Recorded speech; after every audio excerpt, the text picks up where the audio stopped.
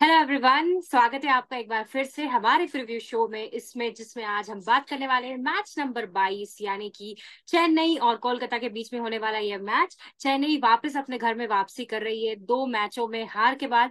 दिल्ली से हारी, हैदराबाद से हारी और अब वापसी करेगी अपने घर में वापस। वहीं कोलकाता जो अभी तक एक भी मैच नहीं हारी है, unbeaten team in the tournament. मेरे साथ है Chandresh sir. Hello Chandresh sir.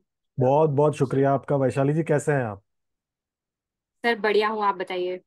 बस चल रहा है। बहुत जबरदस्त मुकाबला होने वाला है। और कोलकाता एक इनफॉर्म टीम है, चेन्नई इनफॉर्म टीम थी। पर ये टूर्नामेंट पे चीजें इतनी जल्दी बदलती हैं तो पता ही नहीं चलता। बिल्कुल। जैसे कि हम जान रहे थे कि चेन्नई तो सारे मैचेस जीत के आई, लेकिन जैसे ही अपने घर से दूर गई, थोड़ी सी स्ट्रेटेजी या बोले कि थोड़ा सा डेंट लगा उनकी गाड़ी में, उनकी रेलगाड़ी में। लेकिन कोलकाता, उनको कोई फर्क नहीं पड़ रहा है, वो अपने घर में खेल रही है, बाहर खेल रही है, जा रही है मस्त, लोगों को हरा कर और आ रही है। तो देखते हैं ये मैच कैसा पैन आउट होता है। पहले हम शुरुआत करेंगे चेन्नई से। तो जैसा हमने कहा सर, दो मैच हारी।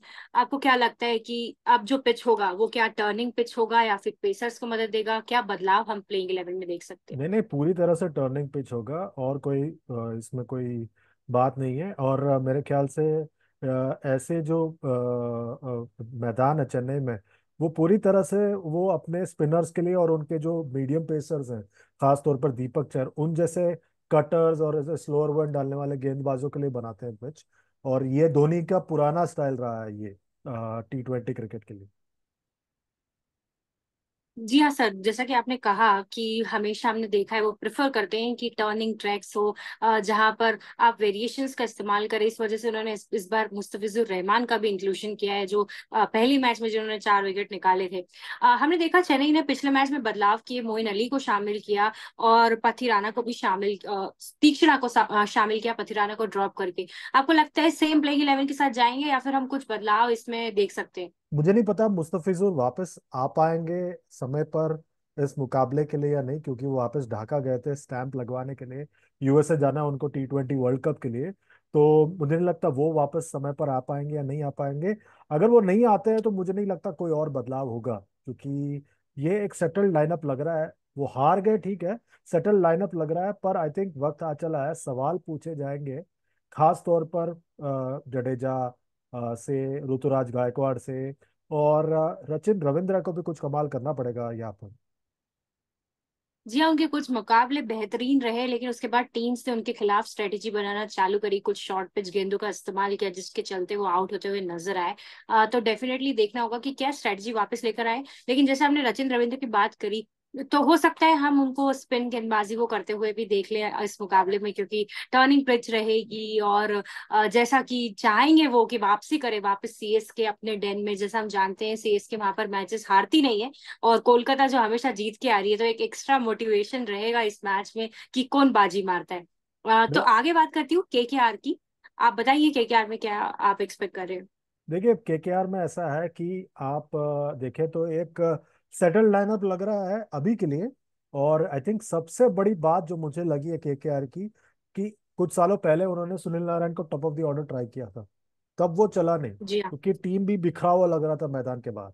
अब सडनली टीम जो है मतलब एकजुट लग रहा है। तो इसलिए जो उनकी जो उनका जो टैक्टिक है सुनील नारायण से ओपन कराने का, वो चल गया। तो इसलिए मैं, जैसे मैं पहले भी कहता था, कि मैदान के बाहर जो आपका जो हाल रहता है ना, वो रिफ्लेक्ट करता है आपके परफॉर्मेंस को ऑन द फील्ड। और वही नजर आ रहा है केकेआर के साथ। बिल्कुल। जैसे ही गौतम गंभीर की वापसी हुई, गौतम गंभीर ने उनको ट्राई किया था एज एन ओपनर जब वो केकेआर की कप्तानी कर रहे थे और केकेआर के खेमे में थे। और उसके बाद जैसे ही वापस गौतम गंभीर की वापसी हुई, वापस वो विश्वास जताया नारायण के ऊपर और उन्होंने कमाल करके दिखाया है। लेकिन हम जानते हैं कि टीमों ने भी कुछ अच्छी तरीके से स्ट्रेटेजाइज नहीं किया है। हम जानते हैं नारायण का काम है, नारायण का, सुनील नारायण का, वो आए और स्लॉगिंग करे। लेकिन टीमों के पास कोई प्लान भी नजर नहीं आया कि उनको किस तरीके से रोका जा सकता है। पर चेन्नई एक बेहतर टीम नजर आती है इन टर्म्स ऑफ स्ट्रेटेजी। तो क्या हम कल भी एक सुनील नारायण शो एक्सपेक्ट करेंगे कि, सॉरी, आज भी एक सुनील नारायण शो एक्सपेक्ट करेंगे, या फिर लगता है आपको कि चेन्नई उनपे काबू पा लेगी? नहीं नहीं, चेन्नई तो पूरी तरह से तैयार होके आएंगे इस मुकाबले के लिए। पर जिस लय में नजर आ रहा है, जिस कॉन्फिडेंस के साथ सुनील नारायण यहाँ पर प्रदर्शन कर रहे हैं, आई थिंक उस कॉन्फिडेंस को देखने के बाद मुझे लग रहा है वो तैयार है इस मौके के लिए। इसीलिए तो उनका तकिया कलाम है, केकेआर है तैयार। हर हर बातों में तैयार नजर आ रही है, ये बात बिल्कुल सही है। लेकिन उसके अलावा अगर मैं कुछ बदलाव की बात करूं, क्योंकि अपन ने जैसे बात करी कि टर्निंग पिच हो सकता है, तो क्या हम कल सुयश शर्मा या अनुकूल रॉय को टीम में देख सकते हैं इन प्लेस ऑफ वैभव अरोरा, या और कोई पेसर या और कोई प्लेयर के जगह पे? नहीं, वैभव अरोरा तो है ही, और मुझे लगता है कि हर्षित राणा शायद नहीं होंगे, क्योंकि वो पिछले मुकाबले में चोटिल हो गए थे। उनके पास सुनील नारायण है, वरुण चक्रवर्ती है, दो स्पिनर पहले से ही है उनके पास। अगर और भी उनको चाहिए तो वो शायद चाहे तो अनुकूल रॉय को खिला सकते हैं। और उनके पास विकल्प होगा, जैसे आपने बताया, सुयश शर्मा का, तो ये दो विकल्प भी हो जाएंगे। मेरे ख्याल से सुयश शर्मा ज्यादा मुमकिन है, ना कि अनुकूल रॉय। और ये अच्छा है उनके लिए, क्योंकि अगर सुयश शर्मा आगे एक लेग स्पिनर है, लेग स्पिनर हमेशा ही एक विकेट टेकिंग ऑप्शन होता है, that will be a good option on this pitch at Chennai. हाँ, और नीतीश कुमार रेड्डी, जैसे हमने पिछले हमारे प्रीव्यू में बात किया था जब कोलकाता का मैच था, कि नीतीश कुमार रेड्डी को मौका मिलना चाहिए, और उनको वो मौका तो मिला पहली बॉल पे। सनराइजर्स के खिलाफ, सनराइजर्स में है नीतीश कुमार हाँ, रेड्डी। सॉरी यहाँ पे अंकुरिश सॉरी सॉरी। रघुवंशी है जिनको मौका मिला था, और उन्होंने अपने पहले ही मुकाबले में जबरदस्त प्रदर्शन किया आईपीएल में। इतना आईपीएल का फीवर है कि अभी मिक्स होने लगा है कि कौन सा प्लेयर किस टीम में खेल रहा है, लेकिन हाँ, डेफिनेटली अपोलोजाइज फॉर दैट। अंग्रेज रघुवंशी को मौका मिला और उन्होंने बहुत अच्छी पारी खेली। एक 18 या 19 साल के, अगर आप किसी प्लेयर पे इतना भरोसा जताते हैं और उनको ऊपर भेजते हैं, सबसे ज्यादा इंपॉर्टेंट है कि अगर आप प्लेयर को डेब्यू करा रहे हैं और अगर आप उनको 6 या 7 नंबर पे भेज रहे हैं तो वो कॉन्फिडेंस नहीं रहता, लेकिन अगर आप उनको ऊपर मौका दे रहे हैं बैटिंग करने का, आपने वेंकटेश अय्यर को रोक कर रखा, तो वो एक कॉन्फिडेंस दिखाता है कि आप किस तरीके से प्लेयर को डेवलप कर रहे हैं। तो हम फिर से उनसे वैसी पारी एक्सपेक्ट करेंगे। करना तो चाहिए, पर मुझे लग रहा है कि कहीं ना कहीं पहला मुकाबला था तो लोगों को ज्यादा पता नहीं था उनके बारे में। अब जब आएंगे इस मुकाबले में, चेन्नई की टीम एक्सपीरियंस टीम है, एक्सपीरियंस्ड थिंक टैंक है उनका, वो जानते हैं किस तरह से इस युवा बल्लेबाज को पकड़ना है। वही देखेंगे हम यहाँ पे उनसे, चेन्नई की तरफ से आज के दिन जब मुकाबला होगा आज शाम को। तो वो जो प्रदर्शन होगा अंकुरेश का, कैसे वो उस दूसरे मुकाबले का जो पड़ाव है उसको कैसे पार करते हैं, देखना दिलचस्प होगा। बिल्कुल। और एक और नाम जो निकल कर आता है, शिवम दुबे, जो कि स्पिन को बहुत ही अच्छा खेल रहे हैं, लंबे लंबे खड़े खड़े लंबे लंबे छक्के मार देते हैं। तो क्या एक वो मैचअप केकेआर तैयार कर सकते हैं उनके खिलाफ, उनको रोकने के लिए? क्योंकि शिवम दुबे एक गेम चेंजर नजर आते हैं। हमने देखा ऊपर से अजिंक्य रहाणे थोड़ी पारी खेल रहे, ऋतुराज गायकवाड़ का बल्ला अभी तक चला नहीं, लेकिन शिवम दुबे आते हैं और 10-20 बॉलों में मैच का रुख पलट देते हैं। तो कल कौन सा ऐसा बॉलर हो सकता है केकेआर की तरफ से जो उनको रोक पाए? देखिए, मुझे लग रहा है कि उनके खिलाफ आप जो है वरुण चक्रवर्ती का इस्तेमाल करें या सुनील नारायण का इस्तेमाल करें, वो एक दिलचस्प बैटल होगा। कि देखना कि सुनील, शिवम दुबे, वरुण चक्रवर्ती और सुनील नारायण, जो दो दिग्गज स्पिनर्स हैं, उनके खिलाफ कैसे प्रदर्शन करते हैं। और अगर आप देखना चाहें तो आप स्टार्क का भी इस्तेमाल कर सकते हैं, क्योंकि स्टार्क के पास रफ्तार है, और वो रफ्तार के खिलाफ कैसे खेलते हैं, टेस्ट होगा शिवम दुबे के लिए। क्योंकि पहले बात होती थी कि वो जो है छोटी गेंद का सामना नहीं कर सकते, वो किस तरह से छोटी गेंद का सामना करते, देखना दिलचस्प होगा। बिल्कुल। और सर, बात कर लेते हैं players to watch out for Chennai की तरफ से। पहले बताइए कि क्या लगता है आपको? मुझे लगता है चेन्नई की तरफ से अगर मैं players to watch out for की बात करूं, तो मुझे लगता है कि मैं देखना चाहता हूं रचिन रविंद्रा को परफॉर्म करते हुए, क्योंकि वक्त हो चला है कि रचिन रविंद्रा परफॉर्म करे। दूसरा दूसरा जो खिलाड़ी जिस पर मेरी नजर है वो है शिवम दुबे, क्योंकि वो लंबे लंबे हिट मारते हैं, और मैं चाहता हूं कि ऋतुराज गायकवाड़, वही है ना कप्तान अभी चेन्नई के, मतलब जी हाँ। टॉस पे और रिव्यू लेने के लिए वही उसी के पास जाते हैं। तो वो जो है शिवम दुबे को भी गेंदबाजी दे, ताकि शिवम दुबे जो है गेंदबाजी भी थोड़ी करे। ये ऐसा तो नहीं हो सकता ना, पूरे इंडिया में सिर्फ एक ही सीम बॉलिंग ऑलराउंडर है। तो शिवम दुबे को भी थोड़ी गेंदबाजी दे तो वो देखना दिलचस्प होगा। और तीसरे खिलाड़ी जिस पर मेरी नजर होगी वो है दीपक चहर, क्योंकि मैं चाहता हूं कि दीपक चहर अपना लय पकड़े, क्योंकि T20 वर्ल्ड कप जाना है उनको।